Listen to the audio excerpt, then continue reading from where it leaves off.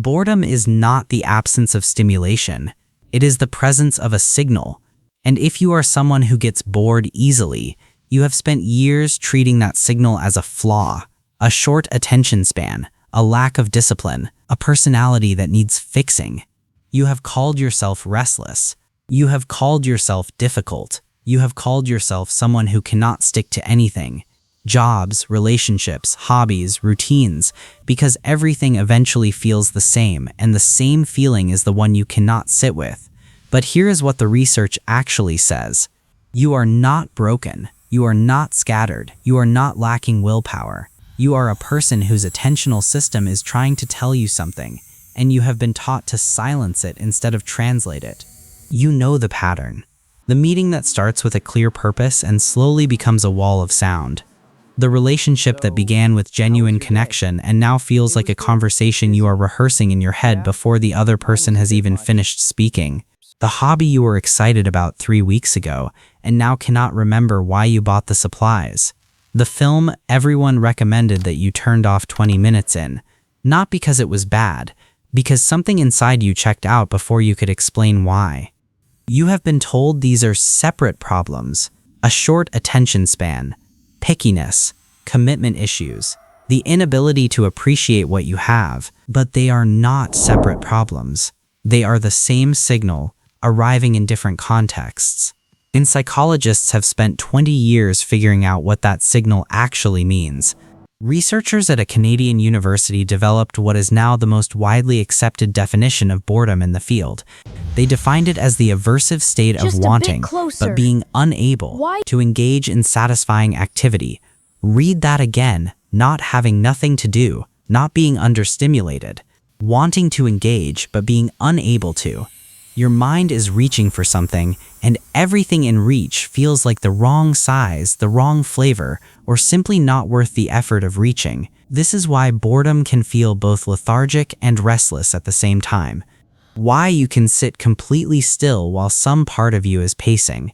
The researchers found that boredom oscillates between low arousal and high arousal, listlessness and agitation, because the underlying condition is the same: attention that cannot find a place to land. The problem is not the environment.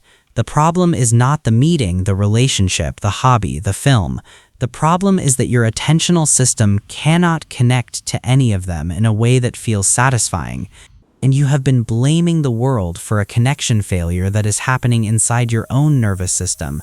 Here is the second layer, and this one changes everything.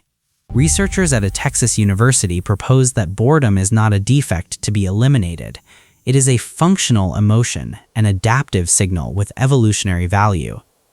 They discovered that when people are bored, they do not seek pleasure, they seek change, even negative change. In their studies, participants who were bored by positive content actively sought out negative experiences. Participants who were bored by negative content sought out positive ones. The drive was not toward happiness, it was toward novelty. Boredom is not telling you that something is wrong with you. It is telling you that your current activity is not serving your goals. It is a dashboard light that says, whatever you are doing right now, it is not the thing you need to be doing. And the louder the signal, the more urgent the mismatch. The person who gets bored easily is not someone with a broken attention span. They are someone with a dashboard light that works better than most people's. The question is not why you get bored. The question is what you do when the light comes on. There is a third layer, and it is the one that finally makes the signal legible. Researchers at a university in Virginia developed a model that splits boredom into two components. They called it the MAC model, meaning and attentional components. Attentional boredom is when you cannot focus. The task is too easy, too repetitive, too predictable. Your mind wanders because there is nothing for it to hold on to.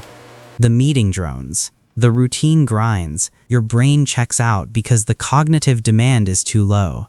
Meaning boredom is when you do not care. You too, Sarah. The task may be difficult, but it does not matter to you. The relationship may be stable, but it does not feel like yours. The hobby may be skillful, but it does not connect to anything you actually value. Your brain checks out because the meaning is missing. These feel identical. Same restlessness, Same itch, same urge to reach for the phone, switch the tab, change the subject, find something else, but they are two different problems. And if you treat attentional boredom with meaning, if you try to find deeper purpose in a task that is simply too easy, you will still be bored. And if you treat meaning boredom with stimulation, if you try to make a hollow task more exciting with noise and novelty, you will still be bored. The first question to ask when the signal arrives is not how do I escape this feeling? It is this attention or is this meaning? Because those need different medicine. Here is the fourth layer, and this one is about the world you are living in. Your brain evolved in an environment where stimulation was scarce, where novelty was a signal that something important was happening, where a sudden sound or a new face meant, pay attention, this could matter. Modern life has reversed that equation. Stimulation is now abundant. Notifications, scrolls, feeds, messages, autoplay, infinite content. Your brain is constantly being offered dopamine hits. And over time, chronic exposure to these rapid rewards leads to something called receptor desensitization. Your brain reduces its dopamine receptor density to protect itself from overstimulation. The baseline for what counts as interesting gets raised. This creates a paradox. The more you stimulate yourself to avoid boredom, the more bored you become with anything that is not extremely stimulating. A book feels boring. A conversation feels boring. Your own thoughts feel boring, not because they are, because your brain's reward threshold has been recalibrated so high that ordinary things no longer register. You are not bored because life is dull. You are bored because your brain has been trained to need extraordinary levels of stimulation just to feel baseline. And the only way out is not more stimulation. It is less. A period of reduced input.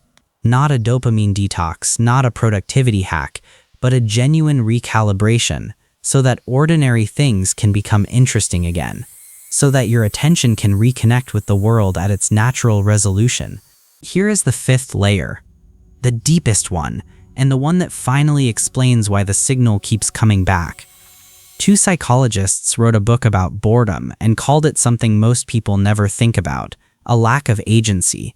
Boredom is what it feels like when your mental capacities are laying idle, when you are not steering, when you are drifting, when your life is a series of unchosen routines and half-started projects that do not belong to you.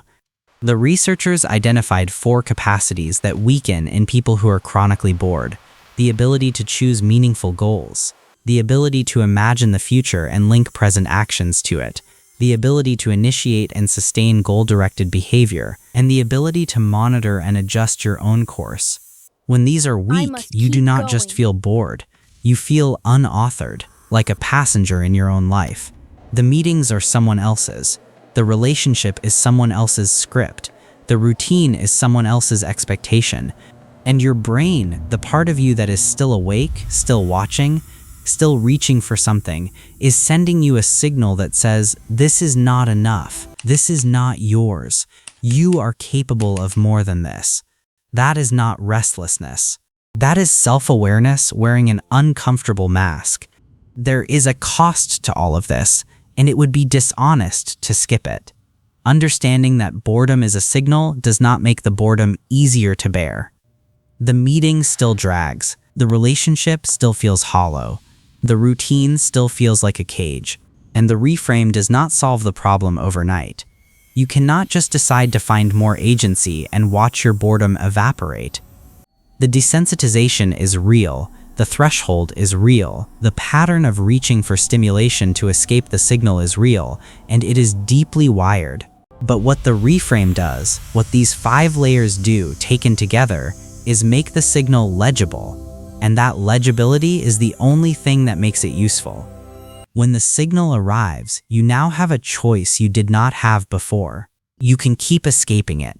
With the scroll, the snack, the change of scenery, the new hobby, the new relationship, the constant motion that keeps the signal from ever staying still long enough to be read. Or you can stop, look at the dashboard and ask, is this attention? Is this meaning? Is this my threshold being too high? Or is this my agency being too low? The answer will not always be comfortable, but it will be true, and truth is the only material from which a better life can be built.